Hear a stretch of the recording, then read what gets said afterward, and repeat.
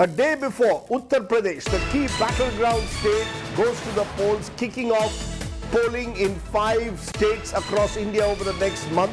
Prime Minister Narendra Modi has spoken to news agency ANI and in an hour-long interview has expressed confidence that the BJP will win the elections in Uttar Pradesh and other states too.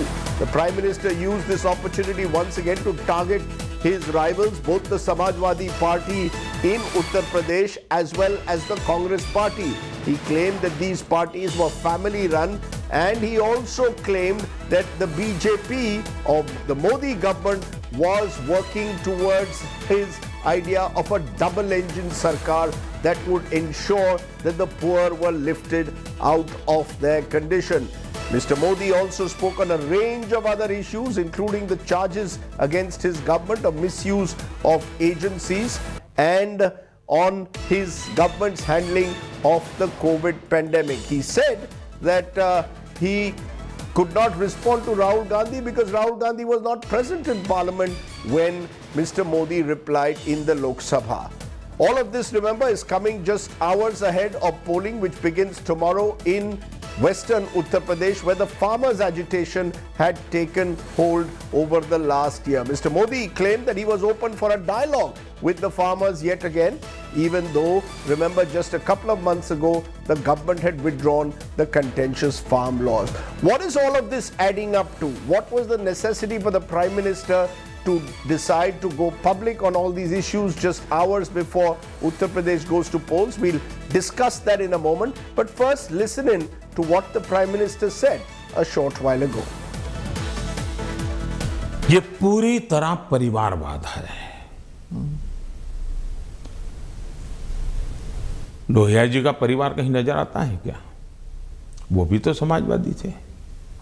George Fernandes का परिवार नजर आता है क्या? वो भी समाजवादी थे। नीतीश बाबू हमारे साथ काम कर रहे हैं, वो भी तो समाजवादी हैं। परिवार कहीं नजर आता है क्या? ये समाजवादी लोग हैं। लेकिन ये लोग देखिए, पूरा परिवार, मुझे एक बार किसी ने चिट्ठी भेजी थी, मैं तो भूल गया आज। उन्होंने कहा कि इनके परिवार से, ये सपा जो है उत्तर प्रदेश का, 45 लोग ऐसे थे जो किसी न किसी पद पर थे।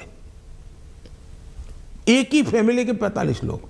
और किसी और ने मुझे कहा कि उनके पूरे परिवार में 25 साल की उम्र के करीब करीब सभी व्यक्ति को चुनाव लड़ने का मौका दिया गया है। क्या ये परिवारवाद का लोकतंत्र के लिए खतरा है? इसलिए मैं कह रहा हूं, एक परिवार से अनेक लोग जनता के बीच में जाएं, एक परिवार से 2 लोग जाएं, 3 लोग जाएं और जनता उनको चुनाव करके भेजे, वो एक राजनीति का पहलू है।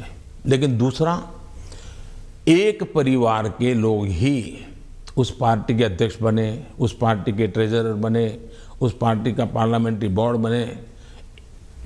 पिताजी अगर नहीं कर सकते हैं तो बेटा अध्यक्ष बने, बेटा नहीं कर सकता है और बूढ़ा हो गया है तो उसका बेटा अध्यक्ष करे, पिता नहीं रहे तो पुत्र करे।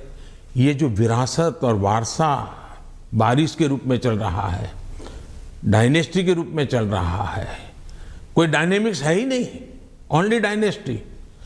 ये जब बनता है, पार्टी परिवार की बन जाती है। और आप देखिए हिंदुस्तान की बर्बादी कहाँ से हो रही है।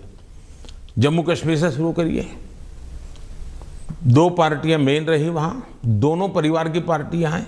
अभी तक उसका कोई नया नेता देखा ही नहीं। आज देश में जो 18 से 40 साल की उम्र के लोग हैं, उन्होंने इन पार्टियों के जितने नेता देखे, एक ही परिवार के देखे हैं।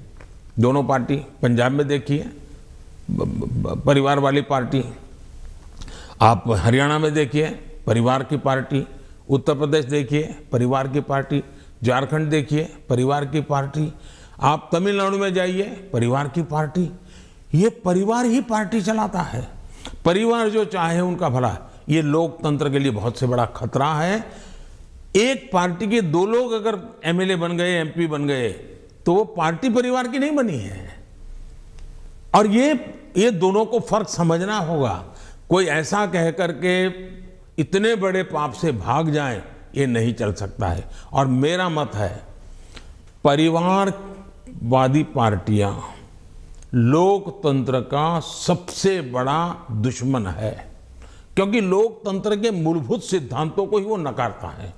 दूसरा, जब परिवारवादी राजनीति चलती है, परिवार ही सर्वोपरि होता है। परिवार को बचाओ, पार्टी बचे या न बचे, परिवार को बचाओ, देश बचे या न बचे, ये जब होता है तब सबसे पहले कैजुअलिटी कौन सी होती है? परिवारवादी राजनीति में कैजुअलिटी कौन सी होती है? बेटा जैसा भी होगा लेकिन वही अगला अध्यक्ष बनेगा। तब सबसे बड़ी कैजुअलिटी टैलेंट की होती है, और सार्वजनिक जीवन में जितनी ज्यादा अधिक टैलेंट आए बहुत जरूरी है। इसलिए राजनीतिक दलों का लोकतांत्रिकरण ये बहुत आवश्यक है।